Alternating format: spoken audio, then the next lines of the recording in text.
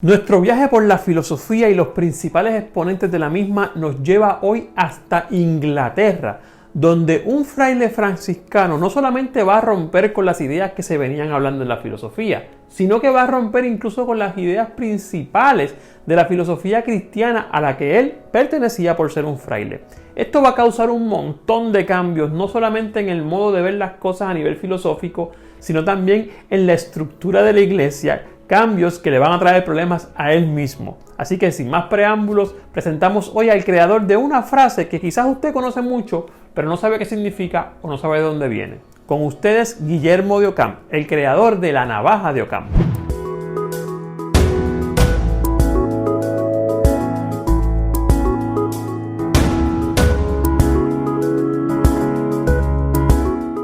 Hola, ¿qué tal? Mi nombre es Alexis León y si eres nuevo en el canal, soy un profesor de humanidades en la isla de Puerto Rico. Siempre hago videos sobre temas de filosofía, cursos de filosofía 101, historia, arte, religión y todo lo demás, aquí y también en Instagram. Como dije, vamos a hablar de Guillermo de Ockham, un señor que nació en un pueblito llamado Ockham en Inglaterra y que va a nacer en el 1285. Estamos hablando ya de los últimos años o cercano a los últimos años de la Edad Media. Ya la Iglesia Católica se había establecido fuertemente como la institución central de la vida de toda Europa y de otros lugares también.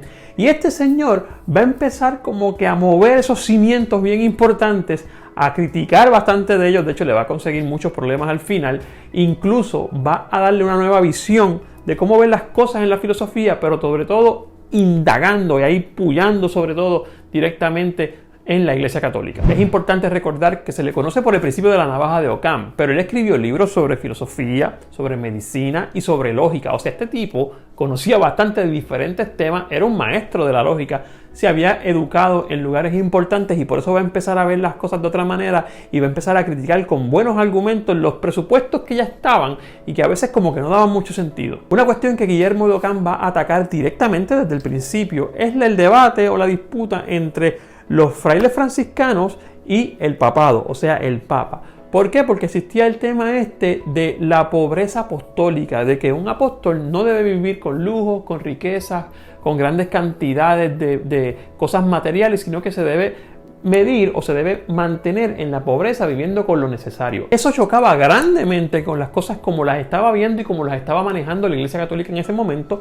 Recordemos que la Iglesia Católica en ese momento era una institución sumamente rica, aunque todavía lo sigue siendo. Pero la diferenciación entre una cosa como la Iglesia, una institución como la Iglesia y el resto del pueblo era demasiado evidente. Ante eso va a chocar Guillermo de Ockham porque Guillermo de Ockham va a decir: estamos haciendo algo mal. Esas no fueron las enseñanzas. ¿Qué pasó con la pobreza de los apóstoles o la pobreza apostólica? Que no necesariamente es vivir pobre, pero no es acumular riquezas como lo estaba haciendo la Iglesia Católica en ese momento. Por ahí van a empezar los problemas con la Iglesia Católica, sobre todo con el Papa de ese momento que era Juan XXII, que eventualmente va a tener un confrontamiento fuerte con Guillermo de Ockham. Aquí lo más interesante es que este señor va a denunciar públicamente que el Papa Juan XXII es un hereje. Y se formó el bochinche, se formó el problema. Porque entonces él sabe que lo van a catalogar a él mismo de hereje y lo van a excomulgar y probablemente lo persigan y sabrá Dios qué podría pasar. Pero antes que esto pase, él logra escapar junto con algunos amigos y algunos frailes, logra escapar de esa persecución que le iba en contra por ser un hereje y consigue asilo, lo que se podía decir asilo político, en otro país. Pero se llevó el sello de la orden franciscana, o sea, se llevó el estandarte de la orden a la que pertenecía. Entonces ahí el Papa lo va a excomulgar y lo va a catalogar de hereje con todo lo que pueda acarrear esa acusación. Aquí lo que pasa es que aunque fue excomulgado, el pensamiento de Guillermo de Ockham en cuanto a su pobreza apostólica y cómo eso chocaba con lo que la iglesia estaba viendo y por qué él determinó o por qué él acusó al Papa Juan XXII de hereje, ese pensamiento no va a morir. La iglesia no se encargó o no logró que ese tipo de pensamiento, ese tipo de chispa, de semilla que se estaba sembrando en las demás personas, no muriera. Guillermo de Ockham a veces se le conoce como el mayor nominalista que ha existido en la filosofía. Un nominalista es aquella persona que dice que todo existe como un particular, o sea que no hay universales. No voy a entrar en eso porque eventualmente tocaremos eso con otro filósofo.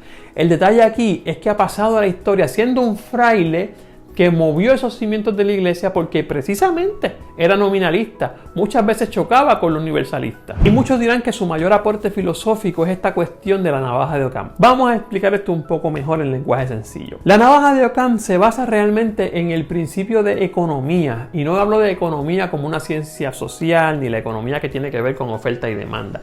Hablo de la economía en el sentido de cómo llegar más rápido a unas conclusiones sin tener que pasar por tantos espacios o lugares o preceptos. El principio de economía ya se usaba desde los griegos y los romanos y muchas civilizaciones anteriores, o sea, no pertenece a Occam. Pero Occam lo que hizo fue acomodarla a una doctrina filosófica de la Edad Media. Por eso se le conoce como la navaja de Occam, y el dicho era que con ella le afeitó las barbas a Platón.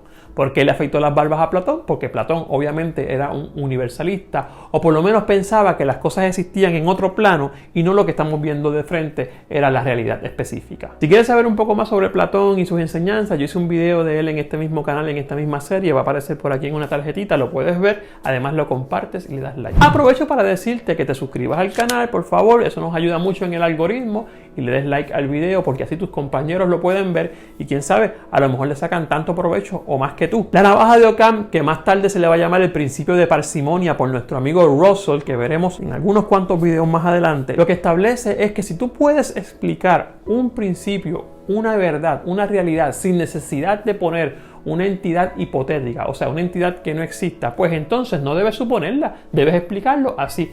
Mucha gente lo dice que si hay dos caminos para llegar al final, el camino más fácil suele ser el camino correcto. Eso es la navaja de Occam marroneado a la vida diaria, pero se mantiene. O sea, Occam lo que va a decir es, si puedes darme la explicación sencilla, sin muchas causas adicionales, sobre todo hipotéticas, dame la sencilla. Entre dos explicaciones, la sencilla y la que tiene muchas causas que son hipotéticas, yo prefiero la sencilla porque suele ser más veraz. Aquí lo interesante es que realmente él no era un nominalista, él era un conceptualista. Los nominalistas decían que esos universales, a los que le llamamos cosas universales, pues son meros nombres y no tienen sentido. No tanto. Occam sabía que eran más que nombres, conceptos. Y los conceptos son, valga la redundancia, conceptos mentales. Estructuras y elementos que se crean en la mente y que tienen un sentido. El detalle es que para explicarlos muchas veces usamos, como decía él, demasiadas causas hipotéticas. Esa misma tesis que diferencia entre lo universal y lo particular fue lo que él aplicó a la religión y así pudo empezar a desmontar muchos de esos cimientos. No significa que él no creyera en Dios, no significa que él renunciara a su religión, pero él estaba tratando de hacer lo que venían haciendo ya muchos filósofos, entrando la filosofía en la religión para explicar que necesariamente no era como la estaba explicando la iglesia en ese momento. Supuestamente en el 1324 el Papa lo va a capturar, o por lo menos lo va a llamar a capítulo, como yo digo, lo acusa de hereje y supuestamente pasó algunos años en arresto domiciliario. Eso todavía no se ha podido dar por cierto, no se ha podido explicar, no se ha podido constatar al 100%. Y finalmente Guillermo de Occam va a morir en el año 1347 a causa de la peste negra que se llevó a un montón de personas de la población de Europa. La importancia de Guillermo de Occam, como hemos visto, es que siendo un fraile franciscano logró mover esos cimientos, esas columnas fuertes de la iglesia ya cuando estaba empezando a terminar la Edad Media, como se le llama en la historia. Y esto va a ser bien importante porque pensadores que van a ser posteriores, inmediatamente posteriores a Guillermo de Occam, van a empezar o van a partir de este principio de economía, de este principio de la navaja de Occam, para hacer sus explicaciones posteriores, sobre todo porque va a venir un renacimiento algunos siglos después y una edad moderna posterior al Renacimiento. Si te ha gustado estos videos, te invito a que veas los adicionales que están en esta lista de reproducción de Filosofía 101 y como ya he dicho, que te suscribas al canal. Van a aparecer algunos videos en algunos de estos lados por aquí. Si lo estás viendo, lo puedes dar clic y también visitarlo. Estamos en Instagram como Profesor León y también estoy en Facebook como Profesor León. Te espero por allá para seguir comentando. Sigue compartiendo el contenido. Nos vemos. Hasta la próxima.